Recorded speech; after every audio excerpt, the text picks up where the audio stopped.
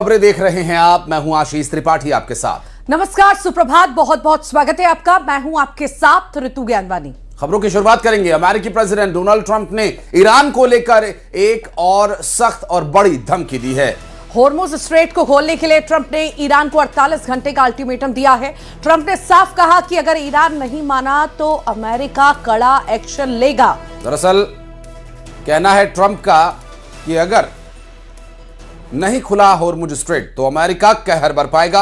और Donald Trump का यह ताजा और हालिया बयान निश्चित रूप से ईरान इजरायल अमेरिका युद्ध की एक और दिशा को तय कर सकता है, क्योंकि जिस तरह के रवैये को डोनाल्ड ट्रंप ने अब तक पकड़ा हुआ है, उस रवैये से ईरान बिल्कुल भी पीछे हटने वाला नहीं है। इस बात के संकेत पहले भी कई बार मिल चुके हैं, लेकिन एक बार फिर इस तरह के बयानों से होर्मुज स्ट्रेट में परेशानियों को क्या बढ़ते देखा जाएगा, या फिर वाकई डोनाल्ड ट्रंप के इस तरह की चेतावनियों से, इस तरह के बयानों से ईरान पर कोई प्रभाव पड़ने वाला है।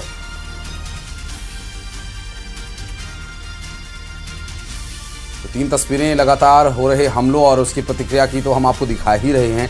साथ ही साथ होर्मुज स्ट्रेट को लेकर डोनाल्ड ट्रंप का जो बयान हालिया सामने आया, सख्त लहजे में डोनाल्ड ट्रंप का ये कहना है कि ईरान के पास सिर्फ अगले 48 घंटे का समय है होर्मुज स्ट्रेट बहाल करने के लिए, अन्यथा कड़ा हमला किया जाएगा, कहर बरपाया जाएगा।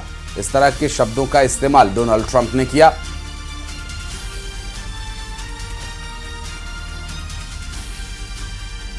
तो ईरान ने अमेरिका के जिस फाइटर जेट को मार गिराया है, उसका दूसरा पायलट अभी तक लापता है। ईरान ने लापता अमेरिकी पायलट को लेकर बड़ा ऐलान करते हुए कहा कि जो भी उसे पकड़ेगा उसे बड़ा इनाम दिया जाएगा। दरअसल ईरानी सैन्य कमांड ने यह दावा किया कि नई डिफेंस सिस्टम की मदद से अमेरिकी फाइटर जेट्स को मार गिराया गया और अब उनके आसमान पर उनका पूरा नियंत्रण है। तो वहीं व्हाइट हाउस ने यह कहा कि राष्ट्रपति ट्रंप को हर पल की जानकारी दी जा रही है। आपको याद होगा, ईरान की तरफ से दावा किया गया था F-15E फाइटर जेट को मार गिराए जाने का, जिसके मलबे के पास फाइटर जेट के पायलट और आर्मरी ऑपरेटर दोनों की इजेक्शन सीट्स के अवशेष मिले थे। और ऐसे में फाइटर जेट के पायलट को तो तलाश लिए जाने का दावा किया गया, लेकिन हथियारों को ऑपरेट करने वाले फौजी का कहीं कोई पता नहीं चल सका था। और अब तक उसके बारे में कोई जानकारी नहीं मिली है। ना ही अमेरिका ने उसके मिलने का दावा किया है और ना ही ईरान ने, क्योंकि ईरान तो लगातार इनाम की घोषणा किए हुए है कि उस फाइटर जेट के पायलट को ढूंढने वाले को इनाम दिए जाने की भी बात कही जा चुकी है। और अब इस पर एक और बड़ी खबर, अब तक उस पायलट की तलाश जारी है और लापता पायलट की तलाश अब तक कब तक चलेगी ये भी कहना अभी थोड़ा मुश्किल है, क्योंकि तलाश लगातार जारी है। और इस बीच ईरान ने अमेरिका और इजरायल को लेकर एक बड़ा सैन्य दावा किया है और ईरानी आर्मी के प्रवक्ता ने कहा कि शुक्रवार का दिन ईरान की एयर डिफेंस यूनिट्स के लिए गर्व का दिन था।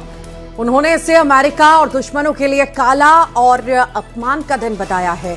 ईरान का दावा है कि उसने एक अमेरिकी F-35 दो A-10 वॉरथॉग फाइटर जेट्स और 3 अमेरिकी इजरायली ड्रोनों को मार गिराया है।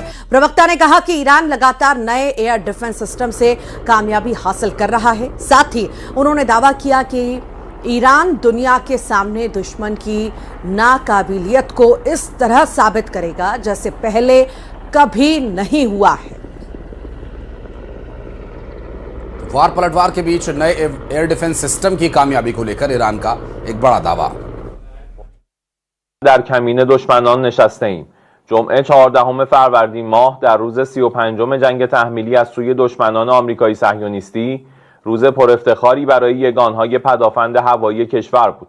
رزمندگان با صلابت و شجاع اسلام توانستند پرقدرت، با سرعت و با دقت ضربات مهلکی را به جنگنده‌ها، بالگردها، پهپادها و هواگردهای دشمن وارد نموده و تعداد قابل توجهی از آنها را ساقط نمایند.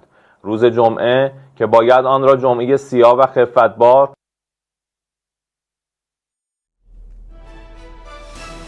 और इसी बीच अमेरिकी पायलट की मां की भावुक अपील पर ईरान ने जवाब दिया है और कहा है अमेरिकी पायलट ट्रंप से ज्यादा उनके पास सुरक्षित है। तो ये दरअसल उस पायलट को लेकर अभी एक बड़ी जानकारी आ रही है सामने, जिसमें उस अमेरिकी फाइटर जेट के पायलट को लेकर के उनकी मां के द्वारा एक भावुक अपील की गई ईरान से। तो ईरान की तरफ से जवाब आया कि वो अमेरिकी पायलट जितना ट्रंप के पास सुरक्षित नहीं, उससे कहीं ज्यादा ईरान के पास सुरक्षित रहेगा, ये कहना है ईरान का। और ईरान की तरफ से एक मां की भावुक अपील पर इस तरह की प्रतिक्रिया, और चूंकि कई बार भावनात्मक स्तर पर ईरान ने ऐसे मौके सामने आए हैं जिसमें ईरान ने यह बात जाहिर की है कि भावनात्मक स्तर पर या मानवीय स्तर पर वो पूरी तरह से अब भी तत्पर है। मसलन खाड़ी देशों पर हमले के बाद जो माफी मांगी गई, जिसमें यह कहा गया कि हम अपने भाइयों पर हमला नहीं करना चाहते हैं, लेकिन उनके द्वारा अमेरिकियों, उनके दुश्मनों को जमीन देना या उनकी हमले के लिए इस्तेमाल की गई जमीन। और इस बीच एक बड़ी खबर, परमाणु ठिकानों के बाद अब ईरान की यूनिवर्सिटीज पर हमलों का एक आरोप सामने आया है। ईरान का कहना है कि अमेरिका और इजराइल ने अब तक देश की 30 से ज्यादा यूनिवर्सिटीज को निशाना बनाया है। ईरान के साइंस मिनिस्टर हुसैन सिमाई सराफ के मुताबिक जंग के दौरान शिक्षा और रिसर्च से जुड़े नॉन मिलिट्री ठिकानों पर सीधे हमले किए गए हैं। उन्होंने कहा कि इन हमलों की वजह से लाखों स्कूली बच्चों और यूनिवर्सिटी स्टूडेंट्स की पढ़ाई और रिसर्च प्रभावित हुई है। दरअसल ईरान ने इसे अपनी वैज्ञानिक और सांस्कृतिक नींव को कमजोर करने की साजिश बताया, और इसके तहत अब एक बड़ा पलटवार ईरान की तरफ से किया जा सकता है, क्योंकि ईरान की 30 से ज्यादा यूनिवर्सिटीज पर किए गए हमले को लेकर ईरान की तरफ से कड़ी प्रतिक्रिया इस पर दी गई। और ईरान का साफ कहना है कि ये यूनिवर्सिटीज पर नहीं, हमारी संस्कृति पर हमला है। लाखों छात्रों की पढ़ाई पर इसका असर पड़ रहा है, उनके जीवन पर इसका विपरीत प्रभाव पड़ रहा है, कहना है ईरान का।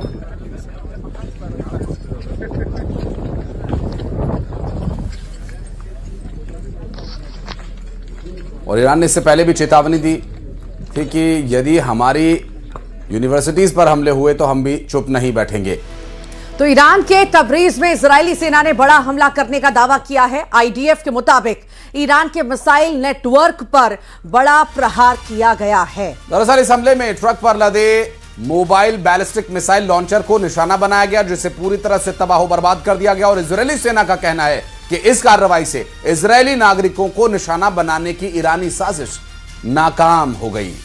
आईडीएफ ने हमले का वीडियो भी जारी किया है। वही तस्वीरें आप देख रहे हैं ईरान के मिसाइल नेटवर्क पर इजराइल का यह अटैक, जिसकी तस्वीरें सामने आई हैं। बड़ा प्रहार किया गया है, जिसकी तस्वीरें भी अब साझा की गई हैं। तो बैलिस्टिक मिसाइल लॉन्चर जो कि एक ट्रक पर लदा हुआ था, उसी पर हमले का एक वीडियो जारी किया गया, और संभवतः ड्रोन से लिया गया ये वीडियो। देखिए किस तरह से ये तबरीज में इजरायली बैलिस्टिक मिसाइल लॉन्चर, और ये मोबाइल बैलिस्टिक मिसाइल लॉन्चर है जो कि मूवेबल है, और ये ट्रक पर लदा हुआ था। संभवतः इसे किसी अगले गंतव्य तक जाना था या क्या कारण था, ये सड़क के ऊपर अब देखिए ट्रक पर लदा मोबाइल बैलिस्टिक मिसाइल लॉन्चर, जिस पर एक धमाका हुआ और उसके बाद धुआं आग की लपटें उठती दिखाई दी। बैलिस्टिक मिसाइल लॉन्चर को निशाना बनाया गया। तो ईरान के कराज ब्रिज पर बमबारी के वक्त का एक और नया फुटेज सामने आया है, और इस वीडियो में साफ आप देख पाएंगे कि कैसे जैसे ही कराज पुल पर हमला होता है, वहां पर मौजूद लोग घबराकर जान बचाने के लिए इधर उधर भागते हुए नजर आते हैं। दरअसल ये बमबारी अमेरिका और इजराइल की ओर से किए गए एयर स्ट्राइक में हुई फुटेज में धमाके के बाद पुल के आसपास अफरा तफरी का सा माहौल देखने को मिला, और ये तस्वीरें इस बात की तस्दीक करती हुई ये कराज ब्रिज जो कि सामरिक दृष्टि से और कई महत्वपूर्ण विषयों को देखा जाए तो काफी महत्वपूर्ण है ये।